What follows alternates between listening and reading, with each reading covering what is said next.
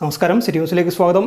Writers forum കണ്ണൂരിൻ്റെ ആഭിമുഖ്യത്തിൽ novelist ശേഖർജിയുടെ 50ാമത് പുസ്തക പ്രകാശനം ചെയ്തു.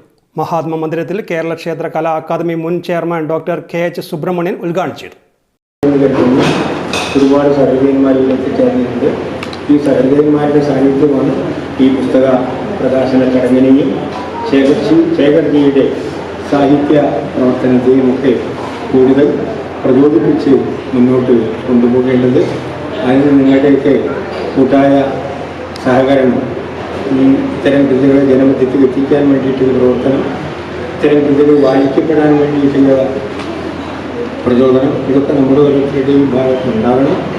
അത് ഉണ്ടാക്കാൻ റൈറ്റേഴ്സ് ഫോറത്തിന് സാധിക്കും എന്ന് പ്രതീക്ഷിച്ചുകൊണ്ട് ഇത്രയേറെ സമ്പന്നമായ ഒരു അധ്യക്ഷതയും സദസ്സും നടന്ന ഈ സദസ്സിനെ അഭിസംബോധന ചെയ്തുകൊണ്ട് TPR നാഥ് അധ്യക്ഷത വഹിച്ചു. പ്രൊഫസർ B മുഹമ്മദ് അഹമ്മദ് ശേഖർജിയെ ആദരിച്ചു. രാജൻ തീയറത്ത് മംഗളപത്രം വായിച്ച് സമർപ്പിച്ചു. Press club president C Sunilkumar, writers forum secretary Sreedharan Keezhara, Jamal Kannur city, KC Sasheendran, Shine Kalathil, K Hareeshan, Aswathy Prabhat, K Raveendran എന്നിവർ സംസാരിച്ചു.